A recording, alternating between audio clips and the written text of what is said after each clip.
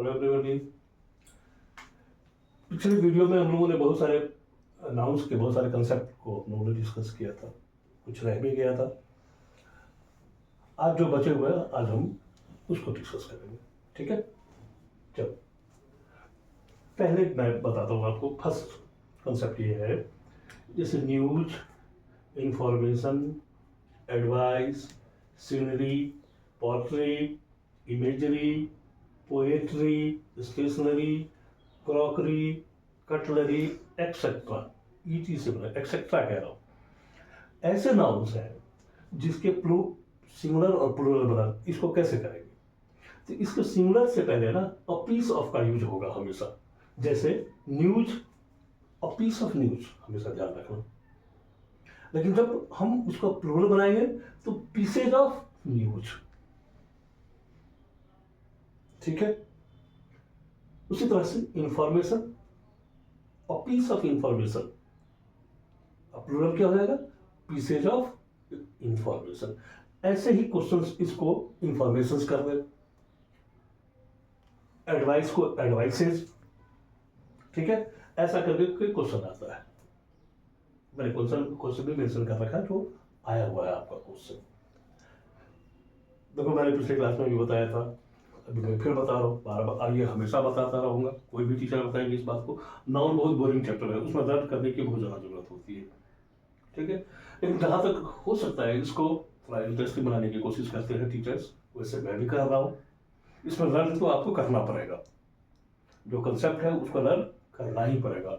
कोई लॉजिक नहीं है ऐसा कोई हार्ड एंड फास्ट लॉजिक आप कहोगे कि समझा दें, तो ऐसी बात नहीं है। जहाँ समझाने की बात है वहाँ समझाते भी हैं, ठीक है।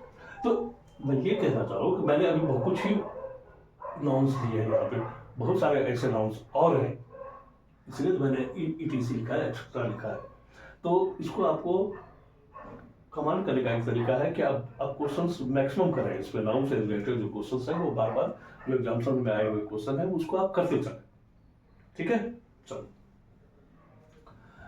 मैंने भी क्या बताया कि कुछ ऐसे नाउन्स हैं का अभी हम जिक्र कर रहे हैं, हम ऐसे बात कर रहे हैं कि उसको हम कैसे सिंगुलर और प्लूरल हम कैसे बनाएंगे, सिंगुलर कैसे लिखेंगे और उसका फिर हम प्लूरल कैसे बनाएंगे। जैसे न्यूज है, इसका सिंगुलर में अगर यूज करेंगे तो अ पीस ऑफ न्यूज, लेकिन जब इसका प्लूरल करेंगे, जब हम इसका न्यूज का प्लूरल में यूज करेंगे तो क्या हो जाएगा?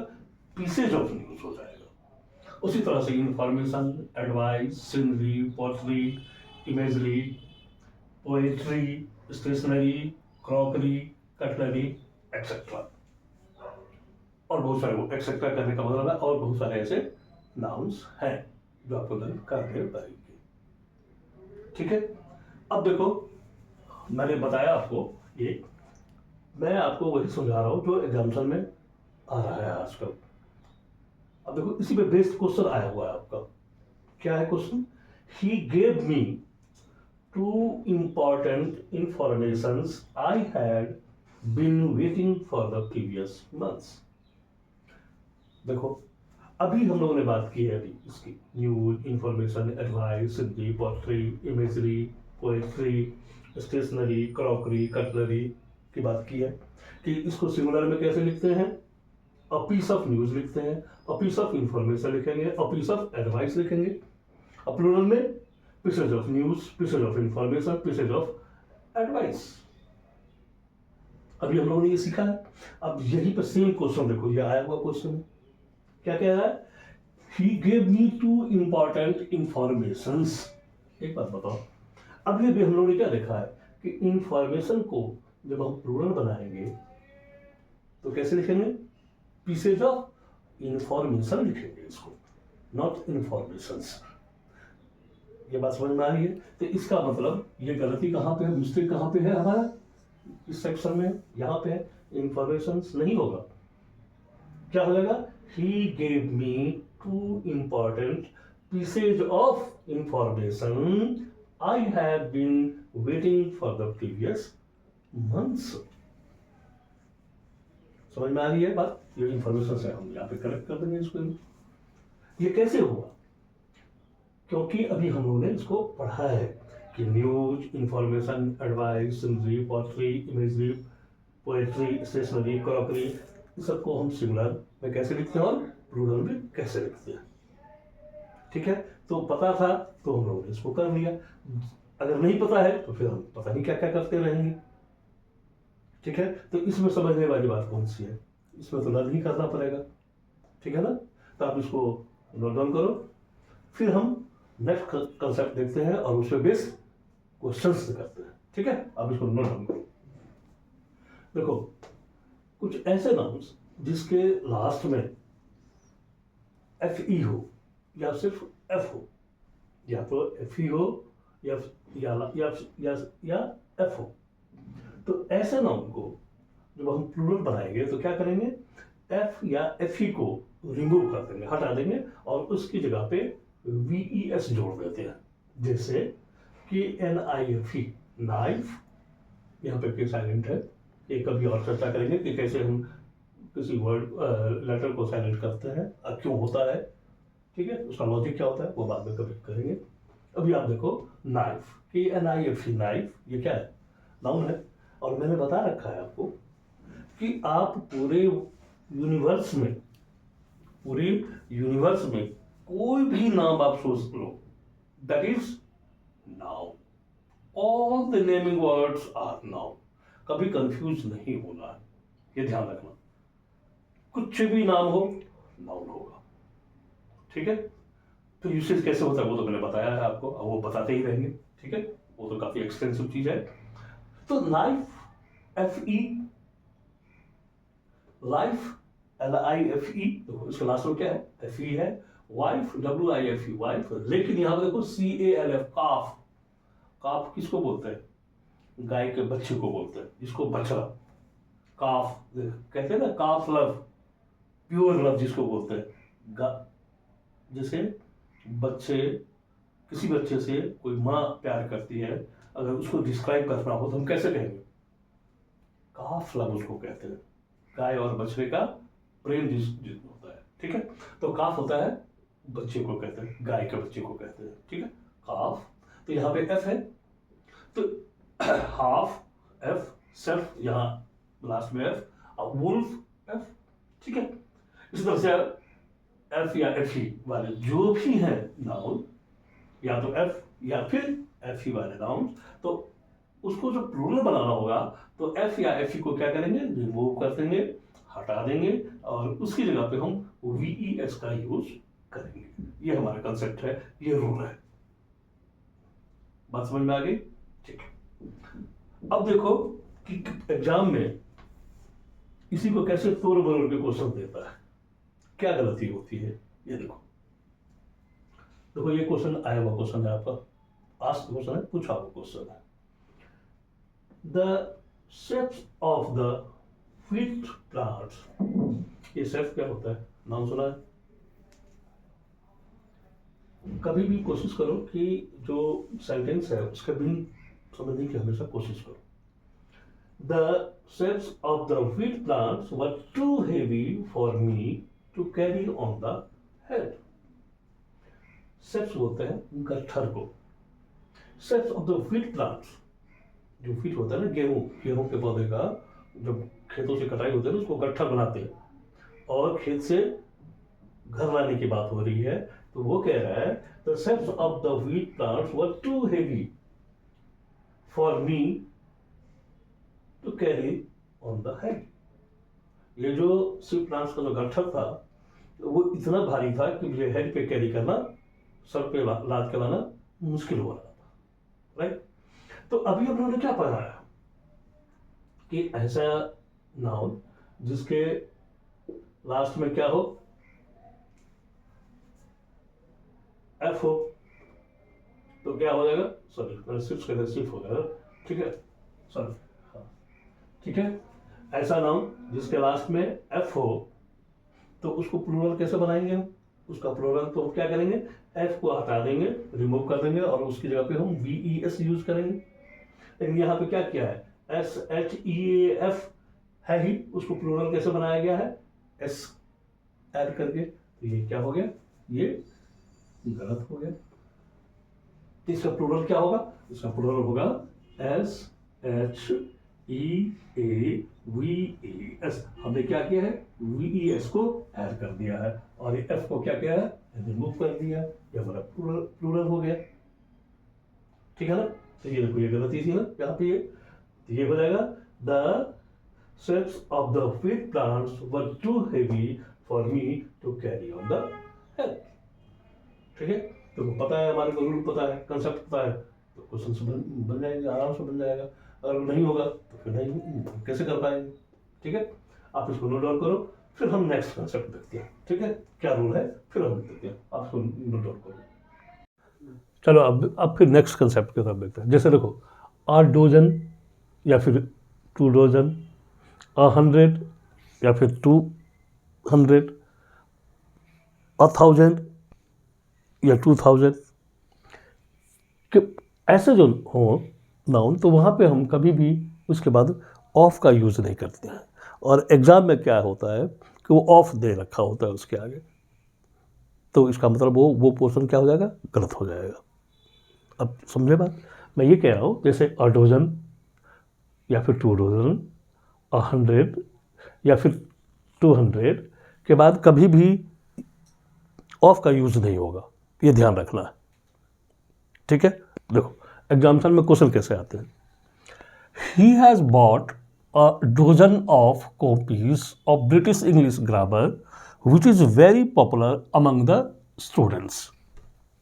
अभी हम लोगों ने क्या पढ़ा है? अ डोजन के बाद कभी भी ऑफ का यूज़ नहीं होगा। और यहाँ पे देखो क्या दे रखा है? अ डोजन ऑफ। एग्जाम में ऐसे ही आता है। तो यहाँ पे जब जैसे ही देखेंगे कि अ डोजन ऑफ है, इसका मतलब एरर किस में है? हमारा ए सेक्शन में। ठीक है, तो इसमें क्या है? इसमें तो याद ही रखना है। क्या याद रखना है? कि अ डोजन या 2 डोजन, 100 या 200 के बाद कभी भी ऑफ का यूज़ हम नहीं करेंगे। जहाँ पे भी देखेंगे क्योंकि ऑफ का यूज़ किया हुआ है, हम समझ जाएंगे कि गलती वही है। और एग्जाम्पल में क्या होता है? देखो, डोजन के बाद ऑफ दे रखा है और ये एग्जाम में आया हुआ क्वेश्चन है। आप समझ रहे हो इस बात को? तो ऐसे ही होता है, इसलिए कंसेप्ट को ध्यान में रखना पड़ेगा। और क्या, बार बार आप देखते चलेंगे तो होता चला जाएगा। ये क्वेश्चन प्रैक्टिस से हो जाएगा सारा। ठीक है, अब समझ में तो आ ही गया है कि अ डोजन, 2 डोजन या 100, 200 के बाद ऑफ का यूज़ नहीं करेंगे। ठीक है, और जब हम फिर क्वेश्चंस करेंगे तो अगर ब्रेन से स्लिप भी कर गया तो फिर वहाँ पे वो याद आ जाता, अच्छा ये तो यहाँ है। ठीक है ना? आप इसको नोट डाउन करो, फिर हम नेक्स्ट कंसेप्ट देखते हैं। ठीक है, आप नोट डाउन करो इसको। चलो अब फिर एक नया कंसेप्ट फिर करते हैं। क्या है? हमेशा ध्यान रखना, सर्टेन प्लस प्लूरल नाउन, मतलब सर्टेन के बाद हमेशा प्लूरल नाउन आता है। लेकिन यदि असर्टेन हो तो नाउन क्या हो जाएगा? सिंगुलर हो जाएगा। तो यही छोटी छोटी बातें हैं। क्या है कंसेप्ट? क्या है रूल? क्या है? यदि सर्टेन है तो इसके बाद का जो नाउन होगा वो क्या होगा? प्लूरल होगा। लेकिन वहीं पे यदि असर्टेन हो, सर्टेन से पहले आर्टिकल लगा रखा है, अगर आर्टिकल है तो वहाँ नाउन क्या होएगा? सिंगुलर आएगा। ठीक है, ये हमारा रूल है। क्या कि सर्टेन के बाद हमारा क्या आएगा? Certain plus plural noun. Certain के बाद हमेशा क्या आएगा? प्लूरल नाउन आएगा। लेकिन यदि असर्टेन हो, मतलब सर्टेन से पहले आर्टिकल अ हो, तो फिर नाउन क्या हो जाएगा? हमारा सिंगुलर होगा। देखो इसी पे बेस्ट क्वेश्चन आता है बच्चों को कंफ्यूज करने के लिए। कैसे? वो देखो, there are only certain boy. आगे जाने की जरूरत नहीं है, क्योंकि जैसे ही हम देख रहे हैं there are only certain boy, तो यहाँ पे इसको आप देखो, कॉमन एरर को पहचानने का तरीका है, इसमें एरर डिटेक्ट करने का। यहाँ दिख गया सर्टेन बॉय, दिख गया, लेकिन फिर भी हम आगे चलते हैं।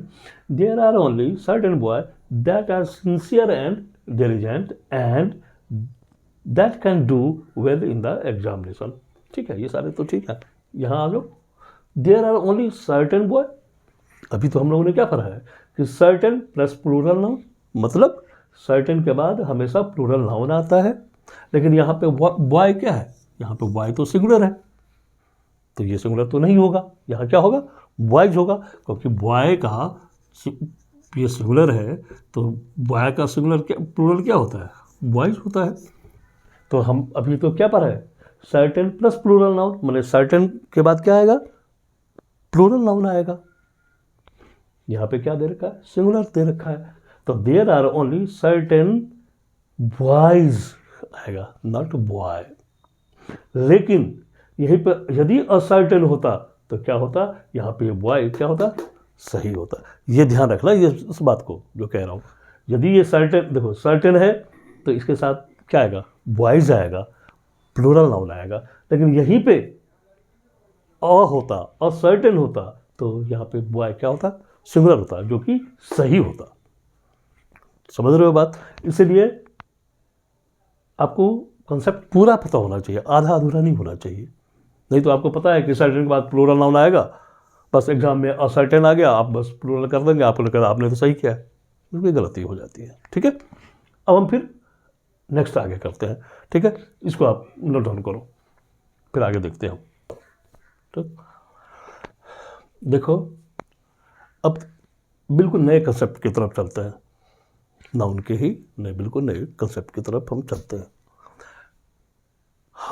अभी हम लोग थोड़ा ये देखेंगे कि कहाँ पे हम एपस्ट्रॉफी एस का यूज़ करेंगे और कहाँ पे नहीं करेंगे, एंड ये एपस्ट्रॉफी एस होता क्या है, ये क्या बताता है।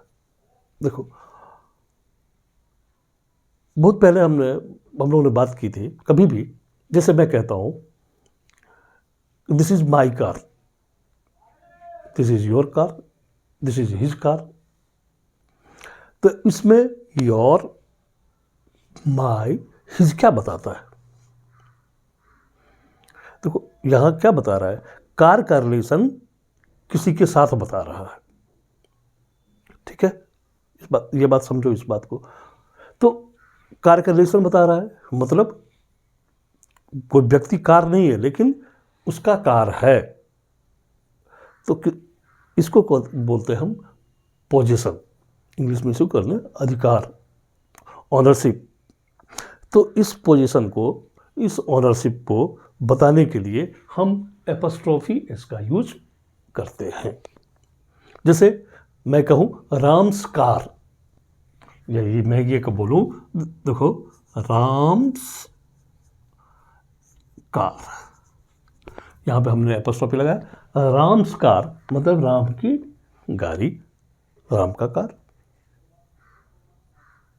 तो ये एपस्ट्रॉफी क्या बता रहा है, कार को बता रहा है। कार किसका, राम का। अगर हम एपस्ट्रॉफी हटा दें, ऐसे कर दें, तो राम कार कुछ समझ, देखो राम अलग कार अलग, लेकिन अगर राम को कार से रिलेट करना है कि ये बताना है ये किसकी कार, तो राम की कार, तो हम एपस्ट्रॉफी इसका यूज करते हैं, और इसका मीनिंग होता है राम्स कार, मतलब राम की कार। ठीक है ना, तो ये पोजीशन को बताता है। ठीक है, अब हम लोग इसी को यहीं पे ये देखेंगे कि कहाँ पे हम एपस्ट्रॉफी का यूज करेंगे, कहाँ पे एपस्ट्रॉफी का यूज नहीं करेंगे। नॉर्मली ये ध्यान रखना कि जितने भी लिविंग बीइंग है हम उसके साथ एपस्ट्रॉफी का यूज करते हैं, जो नॉन लिविंग है उसके साथ हम एपस्ट्रॉफी का यूज नहीं करते। थंब रूल मैं बता रहा हूँ क्या, कि जो लिविंग बीइंग है उसके साथ हम एपस्ट्रॉफी एस का यूज करते हैं, जो नॉन लिविंग है उसके साथ हम एपस्ट्रॉफी एस का यूज नहीं करते हैं। अभी मैंने क्या बताया है, राम्स कार, राम क्या है, लिविंग बीइंग है, लेकिन हम टेबल्स लेग नहीं कह सकते। टेबल क्या है, नॉन लिविंग है। एक लाइन में इस बात को आप समझ लो। ठीक है, दूसरी बात, जो सबसे इंपॉर्टेंट बात एक और है इसमें, हम कहाँ, जैसे एपस्ट्रॉफी एस का अभी हमने बोला है राम, एपस्ट्रॉफी एस लगाया, राम्स कार कह रहे हैं। ठीक है, लेकिन जब प्लूरल होगा, जो वर्ड ही प्लूरल होगा, तो एपस्ट्रॉफी हम उसके एंड पे लगाएंगे, ये हमेशा ध्यान रखना। ठीक है, चलो अब हम थोड़ा एपोस्ट्रोफी पे क्वेश्चंस देखते हैं, जो एपोस्ट्रोफी से रिलेटेड जो क्वेश्चंस आते हैं वो देखते हैं, वो कैसे आया हुआ है वो देखो। ठीक है, क्या देखो, you know it well that your success in the life depends on not my advice but on somebody else। मैं बार बार कह रहा हूँ कि जब हम कॉमन एरर में पे जाते हैं तो ध्यान रखना, हमेशा इसको ना मीनिंग समझने की कोशिश करो आप। You know it very well, तुम अच्छी तरह से जानते हो क्या, that your success in life, तुम्हारा जो सक्सेस है लाइफ में, depends on many advice, sorry, depends on not my advice. जो सक्सेस है वो तुम्हारा सक्सेस है वो मेरी एडवाइस पर डिपेंड नहीं करता है, बट ऑन समबडी एल्स, किसी दूसरे के। देखो ये ऐसे सेंटेंस बहुत सारे आते रहते हैं। अब यहाँ पे समझो क्या कह रहा है कि you know it very well, तुम इसको बहुत अच्छे से जानते हो, दैट क्या, कि योर सक्सेस इन लाइफ, तुम्हारा सक्सेस योर लाइफ में depends not on my advice, मेरी एडवाइस पे डिपेंड नहीं करता है, बट ऑन समबडी एल्स, किसी और के। यहाँ देखो समबडी एल्स लिखा हुआ है, इसको आप समझो कि यहाँ पे ना एडवाइस जो है वो छिपा हुआ है, ये एडवाइस जो है ना छिपा हुआ है। कहने का मतलब है कि not my advice but on somebody else advice. यहां कहना चाह रहा है कि तो किसी और के एडवाइस, किसी और के का एसेंस दे रहा है। और अभी मैंने बताया ना का के संबंध बताने के लिए, पोजीशन बताने के लिए हम किसका यूज करते हैं, एपोस्ट्रोफी का यूज करते हैं, तो समबडी एल्सेज हो जाएगा यहां पे। ये बात समझ में आई? बात यही मैं समझाना चाह रहा था। यहां पे एडवाइस लिखने की जरूरत ही नहीं है, फिर यहां पे एडवाइस हिडन है। यहां पे कह रहा है ना, you know it well that your success in life depends on not my advice, मेरी एडवाइस पे तुम्हारे लाइफ का सक्सेस डिपेंड्स नहीं करता है, किस पे करता है, बट ऑन समबडी एल्स, किसी और के एडवाइस पे। तो देखो यहाँ एडवाइस तो नहीं लिखा हुआ है ना, तो किसी और के, देखो यहाँ पे रिलेट कर रहे हैं। ठीक है, अभी मैंने बताया ना ये संबंध को रिलेट करता है, पोजीशन को बताता है, तो वहाँ पे हम एपोस्ट्रोफी का यूज करेंगे। तो समबडी एल्सेज मतलब किसी और के, बार बार एडवाइस लिखने की जरूरत नहीं है, किसी और के। जैसे ही किसी और के करेंगे तो somebody else's, not somebody else. Somebody else मतलब का मीनिंग हो जाएगा कोई और, लेकिन किसी और के, आप बाद में क्या छिपा हुआ है, किसी और की सलाह, किसी और की सलाह लिखने की जरूरत ही नहीं है। ये बात समझ में आई? ठीक है, इसको नोट डाउन करो, फिर हम एपोस्ट्रोफी से रिलेटेड कुछ और क्वेश्चंस करते हैं। चलो अभी इस क्वेश्चन को देखो। I visited Ravi's and Sita's house twice but found the couple absent. Sentence के थ्रू क्या कहना चाहते हैं, क्या मीनिंग है? मैं बार बार कह रहा हूँ, मीनिंग समझने की कोशिश करो। बहुत सारे क्वेश्चंस मीनिंग पे ही समझ में आया, तो उसका मीनिंग समझ में आ गई तो आधी बात खत्म हो जाएगी आपकी। I visited Ravi's and Sita's house twice, हमने रवि और सीता के घर को 2 बार विजिट किया, मतलब 2 बार गए। But found the couple absent, ध्यान रखना इस बात का, यहाँ पे ध्यान रखना, यहाँ पे but found the couple absent, लेकिन हमने जोड़े को, कपल थे ना, कपल हमने पति पत्नी के जोड़े को कहते हैं एब्सेंट, लेकिन वो जोड़ा क्या था, एब्सेंट था। एक ध्यान रखो, हम गए कहाँ थे, कपल के घर पे। देखो आप अब जो इंग्लिश में सिर्फ रूल ही नहीं है की जरूरत नहीं होती है, आपको समझने की जरूरत होती है, क्योंकि ये लिटरेचर है, बार बार कह रहे हैं, और एग्जाम्पल का लेवल थोड़ा ऊपर चला गया, बहुत इंटेलिजेंट क्वेश्चन बनाता है। देखो डिफिकल्ट क्वेश्चन और इंटेलिजेंट क्वेश्चन में क्या अंतर होता है? डिफ़िकल्ट क्वेश्चन ये होता है कि आपको समझ में नहीं आ रहा है, यार ये क्या कर दिया, ये लंबा चौड़ा डाल दिया। और इंटेलिजेंट क्वेश्चन, ये काफ़ी इंटेलिजेंट क्वेश्चन है। इंटेलिजेंट क्वेश्चन ऐसा होता है कि दिखने में लगेगा यार बिल्कुल मक्खन सा, अरे यार ये तो फड़क, अरे कुछ है ही नहीं, लेकिन आप स्लिप करते हैं, गलत करते हैं। यहाँ पे क्या कर रखा है उसने, कपल डाल रखा है। कपल का क्या मतलब होता है, पति पत्नी, एक कपल, एक, आप किसी एक के घर पे गए, ध्यान रखना, ठीक है। अब देखो, I visited Ravi's and Sita's house, ये बताओ ना, यहाँ पे मैं, यहाँ अगर हम दोनों यहाँ पे रवीज और सीताज, मैंने रवि, मैंने बताया ये का सेंस देता है, रिलेशन बताता है। ये क्या कह रहा है, आई विजिटेड रवीज, मैं रवि का घर गया, मैं रवि के घर और सीता के घर गया। भाई दोनों तो यहाँ पे नीचे क्या दे रखा है, कपल है दोनों। तो आप रवि के घर जा रहे हो, सीता के घर जा रहे हो, मतलब अलग अलग, इसका मतलब दो घर है नहीं, दोनों का तो घर एक ही होगा।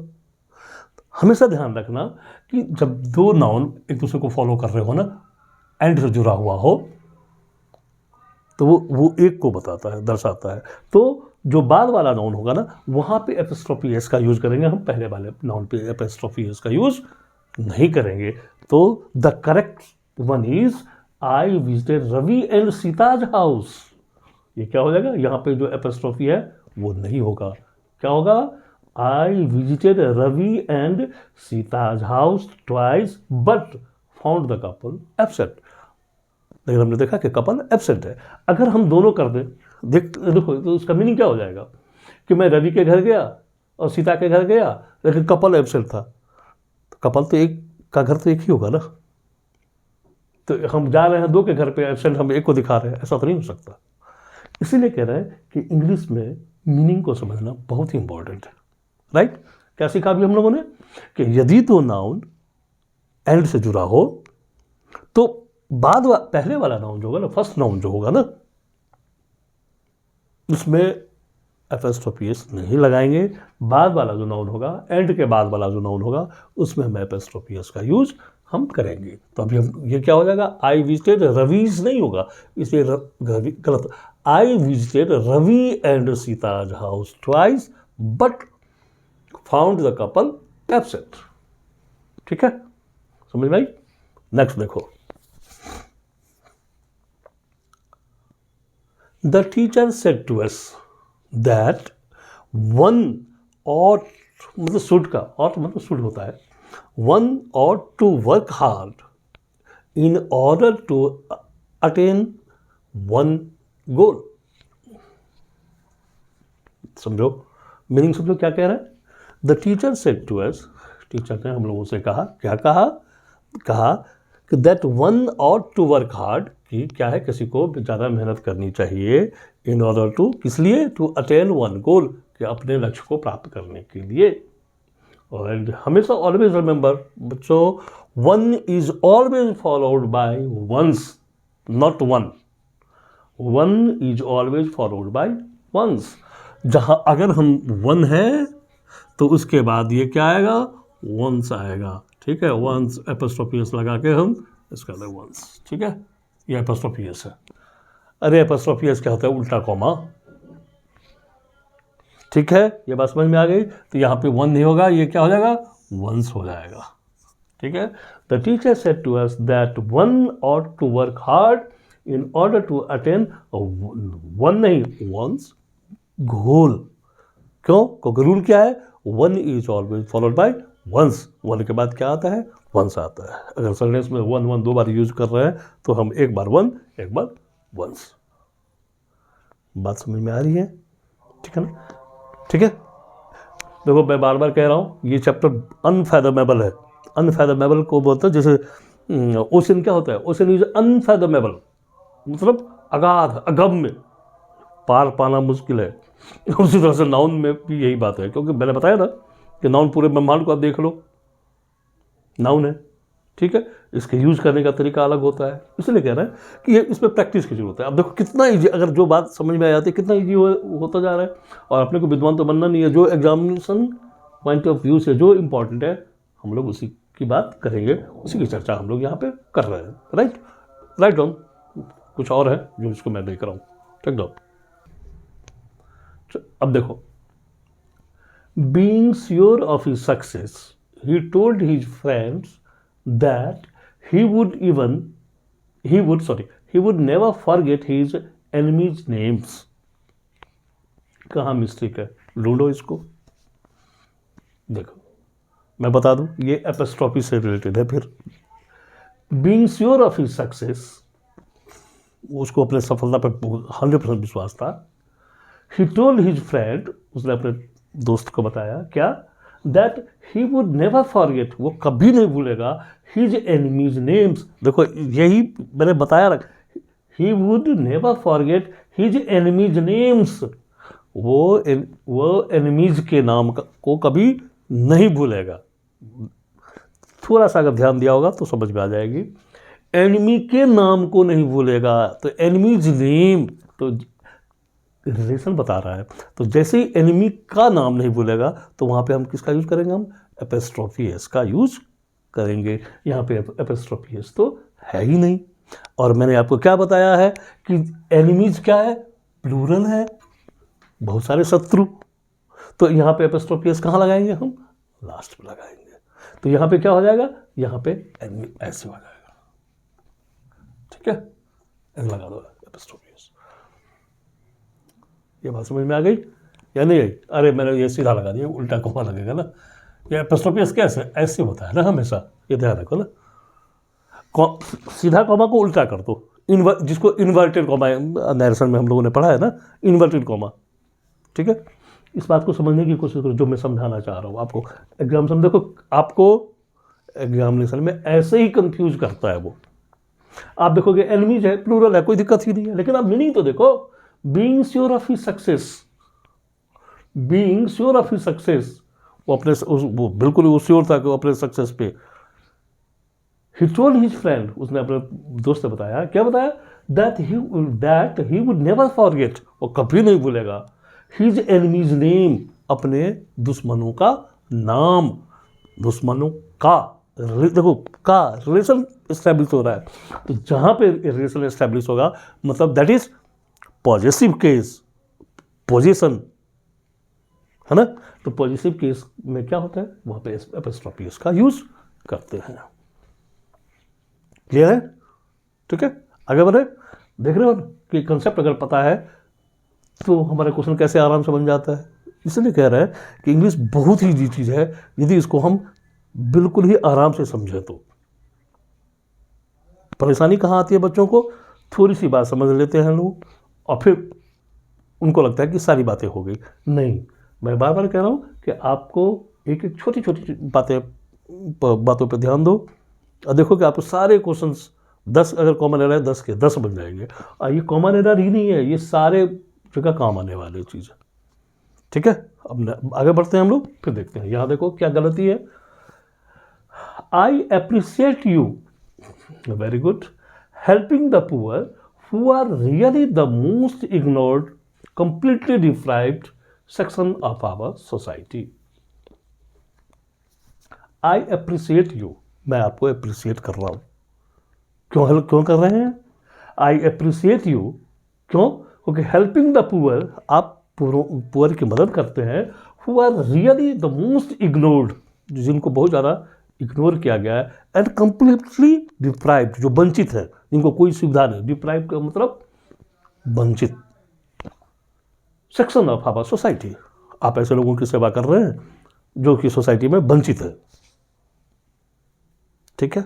चलो आगे आओ, कहाँ मिस्टेक है। हमने बात की थी पहले, पिछले वीडियो में भी, काफ़ी पहले जीरल्ड पढ़ाया था हमने आप लोगों को, ठीक है ना। जीरल्ड क्या होता है आप लोगों को पता है। हेल्प क्या है, वर्ब है। हमेशा ध्यान रखना, चलो बता ही देता हूँ एक लाइन में, ज़्यादा डीप नहीं जाएंगे क्योंकि पीछे का वीडियो देख लेना आपको अगर लग रहा हो तो। हेल्प क्या है, वर्ब है। लेकिन जब हम यहाँ पे आईएनजी लगाते हैं, यहाँ पे नाउन का काम कर रहा है, तो वर्ब जब नाउन का काम कर रहा होता है तो वो क्या कहलाता है, जीरल्ड कहलाता है ना। एक अगर ज़्यादा कंफ्यूज हो रहे हो आप तो पीछे की वीडियो देख लो आप, नहीं तो काफ़ी लंबा हो जाएगा। मैंने अभी क्या बताया आपको, यहाँ पे आप गौर करो ना हेल्पिंग को। हेल्प क्या है? वर्ब होता है, इसमें आईएनजी लगा हुआ है, लेकिन यहाँ वर्ब का काम तो कर ही नहीं रहा है, वर्ब का काम तो नहीं कर रहा है, ये तो जीरंड का काम कर रहा है। यहाँ noun as a noun use हो रहा है। ये जब तो मैंने बोला कि पूरा ब्रह्मांड नाउन है, कोई भी नेमिंग वर्ड, इसका यूज करो कैसे करना है। तो यहाँ पे ये क्या किसका काम कर रहा है? जीरंड का काम कर रहा है। और रूल ये है कि जीरंड से पहले क्या होगा?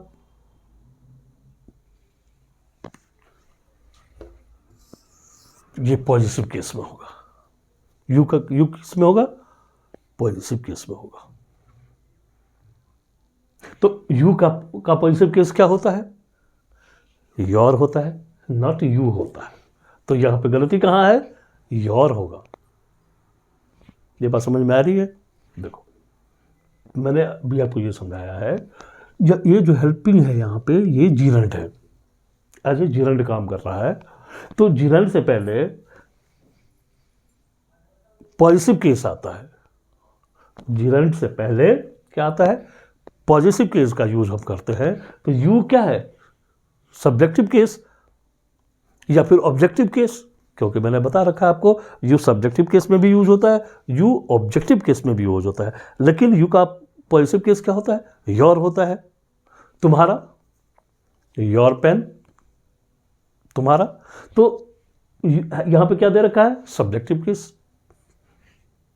यहां आप इसको ऑब्जेक्टिव मान लो, आप ऑब्जेक्टिव भी समझ लो, चलो ऑब्जेक्टिव है यहाँ पे केस, ये ऑब्जेक्टिव केस में यू है। लेकिन हमारा रूल क्या कहता है, हमारा कंसेप्ट क्या है कि जीरंड से पहले क्या आता है? पॉजिटिव केस का हम यूज करते हैं।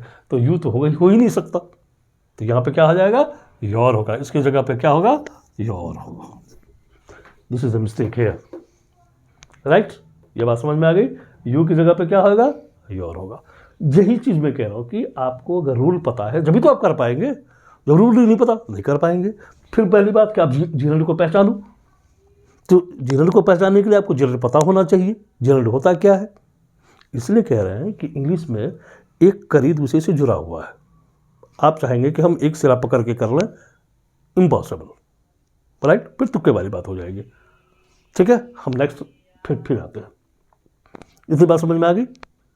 अब हम नेक्स्ट क्लास में फिर हम नेक्स्ट देखेंगे, प्रोनाउन को यूज डील करेंगे।